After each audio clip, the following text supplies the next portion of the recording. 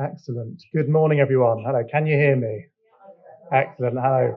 I'm Thomas Nixon. I'm a consultant ophthalmologist at Addenbrooke's Hospital, and also a research associate with Martin Sneeds.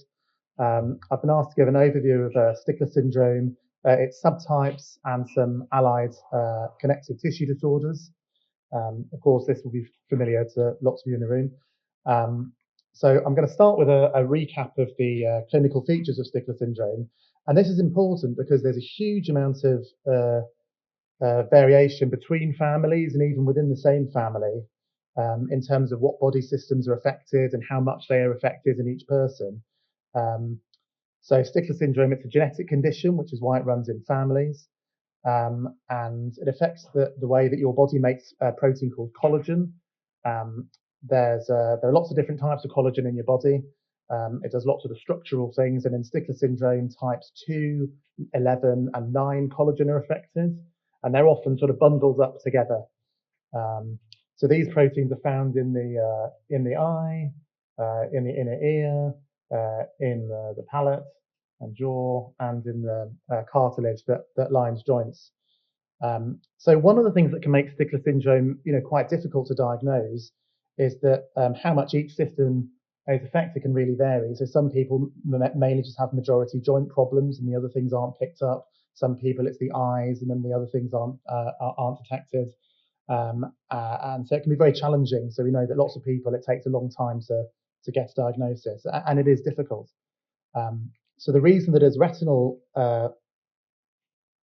surgeons we take an interest in Stickler syndrome is the very high risk of retinal detachment, often very dramatic types of retinal detachment, often in children, and particularly in children, sometimes presenting at a very late inoperable stage. So these are all photographs of retinal detachment. On the top right here, so this bottom bit here is the retina. It's almost like an omelette that someone's folded in half. That's the top part of the retina that's just flopped over. On the top left, um, this bottom bit is the retina that's basically completely detached from the back of the eye and is just held on where the optic nerve connects to the back of the eye. It's just hanging off there.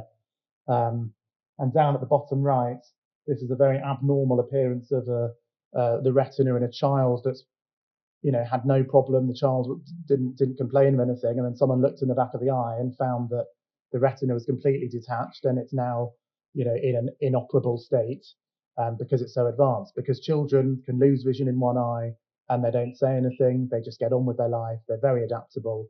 Um, so that's the sort of thing that we want to try and avoid if we can. So there was a big drive to find out more about patients that are very high risk of getting these types of retinal detachments and whether we could do anything to reduce the risk. And that's really why we took such an interest in Stickler syndrome at Addenbrooke's. So we know that short-sightedness from childhood is very common in Stickler syndrome, but there's a minority of people with Stickler syndrome who aren't short-sighted at all. So it can be very misleading, and even within the same family, you can have some people with Stickler syndrome who are very short-sighted. They can have a sibling who isn't short-sighted at all. So then people think, oh, well, they're not affected because they're not short-sighted. Well, actually, they are. It's just that the eye sort of adapts so that even though they've got a Stickler syndrome eye, they don't manifest the short-sightedness. Um, and then this is the cross-section of an eyeball. So that's the front of the eye on the left, the back of the eye on the right. And the back part of the eye is filled with a gel called vitreous. In most people, that when we examine people in clinic, it's a very sort of clear, homogeneous gel. But in Stickler syndrome, there are specific changes in how the gel looks when we examine people that can be really, really helpful and sometimes key in the diagnosis. So in particular, there's sometimes a membrane of vitreous behind the lens, and that's really only ever seen in type 1 Stickler syndrome or its related conditions. So if you see someone if we see someone with that vitreous, we really know that they're affected. There are other appearances that look like beads on a string, or sometimes just a very empty, featureless vitreous cavity when we look in. this does require, careful examination of the vitreous and knowing what you're looking for. So it does require sort of expert diagnosis and can be missed even by very skilled ophthalmologists as well. There are other changes that in the eyes of people with Stickler syndrome that we sometimes see. So there are specific types of cataract. So this is a photograph of an eye. That colour bit out there is the iris. In the middle of the pupil, that's where you see the lens. And in some people with Stickler syndrome, you get these white opacities on the edge. And that's a very typical, again, of Stickler syndrome. Not in everyone, but by all means, it's a minority. But if we see it, it's a good clue. And sometimes you see changes in the retina around blood vessels in the retina. You get those areas of pigmentation.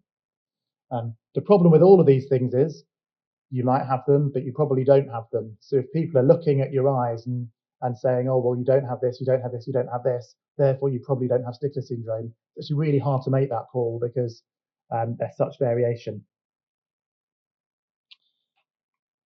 So I'm not really going to talk much about the non-eye things, but just to mention them, we know that the collagens that are found in the vitreous are also found in the inner ear, and patients can have reduced hearing, particularly at higher frequencies. This is just an audiogram that they produce in the audiology clinic, showing particularly higher frequency hearing loss. But in some people, the hearing loss might be quite mild. If you've lived with it all your life, you might just not notice. People might just say, oh, I've got, I just don't hear so well, or they just adapt. There can be various changes in the palate. So some people have been diagnosed with cleft palates, have had cleft palate repair, and so it's on their medical record, they know about it. Some people have got much more minor changes. So they might have when you look in the roof of their mouth, the palate just goes very high, or they might have changes right at the back of the palate. The uvula might just be in two pieces, the little dangly bit at the back of your mouth. And so we sometimes get a strange look from patients who come to us with retinal detachments, and we start asking them to open their mouth and shining a light in and having a look. But it can be a really good clue that's just never been picked up because people haven't looked and asked a question. And we know that the joints can be affected, from hypermobility in children to premature arthritis needing joint replacements at an early age, chronic pain and difficulty getting about. We heard mentioned that it's a really big feature that's obviously a big problem for lots of people. So we now know there are lots of different types of Stickler syndrome. We know it's caused by genes, which is why it runs in families. And the two things we think about really are which gene is affected and whether that gene change came from one parent or from both parents, or neither parent's affected and it's a new genetic change in that person. So this is Gunnar Stickler on the left, who describes hereditary vitreoarthropathy in a family who were short-sighted with cleft palate and joint problems. That was in 1965, and then a couple of years later, deafness was added to the clinical description. Some of you may recognise this young, handsome man on the right here. And then in 1991, scientists identified this gene called COL2A1 as a gene causing Stickler syndrome in lots of patients. This gene makes the protein called type 2 collagen, which is a major protein in the vitreous. A few years later, someone then found the genetic change in that gene in the family that Gunnar Stickler first diagnosed. And we know that everyone has 2 copies of each gene, and you just need one of those copies to have the genetic change, and it can cause Stickler syndrome. So I mentioned earlier that the vitreous can look quite different in patients with Stickler syndrome, and by paying really close attention to what the vitreous looked like, in Cambridge we noticed that this membranous vitreous anomaly, you see a membrane behind the lens, was very associated with this COL2A1 gene, the type 2 collagen gene. But if you had a different looking vitreous, you didn't have that association with COL2A1. That led to the discovery of the gene COL11A1, which is the gene for type 11 collagen, which we now call type 2 Stickler syndrome. So this is another important protein found in the vitreous. It's sort of bundled up with type 2 collagen. That can be a bit confusing because this is type 1 Stickler syndrome because it was the first one they found the gene for. But type 1 Stickler syndrome is because of type 2 collagen. Type 2 Stickler syndrome is because of type 11 collagen. So it can be a bit confusing sometimes. Unfortunately, medicine is just like that, and then things stick. Now, to confuse things a little bit more, genetics always gets more complicated the more we find out. And part of the COL2A1 gene, you only find that bit of the protein in the eye. So some patients could have an eye that is the eye of someone with Stickler syndrome, but they don't have the hearing problems, they don't have the joint problems, they don't have the palate problems, because the type 2 collagen in the rest of the body is normal. It's only the eye that's got the Stickler gene affected. So they have an ocular only Stickler syndrome, but they've got just the same high risk of retinal detachment. And of course, it's much more difficult to pick up. So it's only if the ophthalmologist looks in and sees the vitreous change that it'll be noticed. But it's just as important for thinking about education and prevention of the retinal detachment side of things.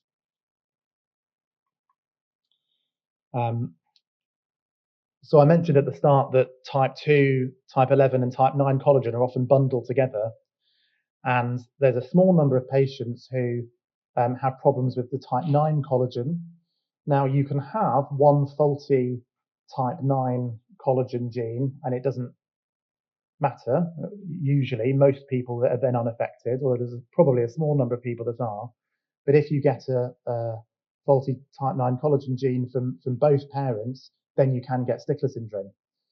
To make it more complex, there are actually 3 genes that contribute to the type 9 collagen. So we have to look at each of those genes in turn. Now, this is much rarer because you need to have both of your parents need to have a gene change in type 9 collagen. So it's pretty rare. We have got a collection of patients that we've seen in Cambridge. We know that hearing loss is an extremely big problem for these patients in particular, and they still have a risk of retinal detachment, but we don't really know what that is yet because actually these patients at the moment have been described quite young, so we've got to follow them through and find out what will happen to them. Then a few years ago in Cambridge, we described a non-collagen gene causing Stickler syndrome. We had a family that were known to the clinic with 3 generations of very clear Stickler syndrome, but we couldn't find the genetic change in type 2 collagen or type 11 collagen or type 9 collagen. And we found that this protein, the gene for this protein, BMP4, was identified as the cause in Stickler syndrome in that family. But we know that BMP4 has interactions with type 2 collagen, and in combination with looking at some other inherited retinal diseases, we think that the interaction of this with type 2 collagen might be the pathway why some people get inherited risk of retinal detachment. So this is a really interesting finding in terms of trying to work out why is it that people with these collagen problems get retinal detachment. And then there are also some other genes that have been suggested as giving a Stickler-like picture as well, Stickler-like collection of symptoms. These are all with both copies of the gene affected, one from each parent. But those are pretty rare, and we still need to find out more about those families as well. So we went from just having one type of Stickler syndrome to 2, so we've now got this big long list of different subtypes of Stickler syndrome. But we know we can identify the genetic change in at 95% of people with Stickler syndrome, but so there's still a small percent where we don't know what the genetic change is. So there's more work to be done.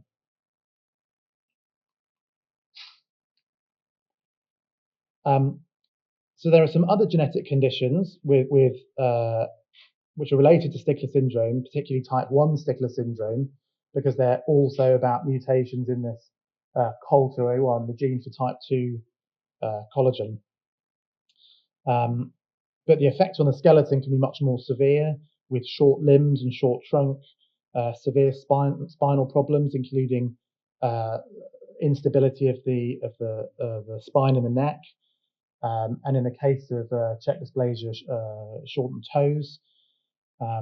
Critically, these patients have the same retinal detachment, or can have the same retinal detachment risk as Stickler syndrome. So they're sort of a Stickler plus syndrome. So need to be, we think about it, these patients as part of the service that we need to offer in terms of reducing the risk of retinal detachment and other related things.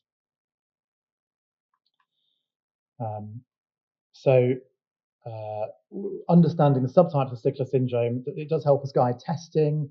It helps us guide preventative treatment. It allows us to test family members when we know which gene is affected.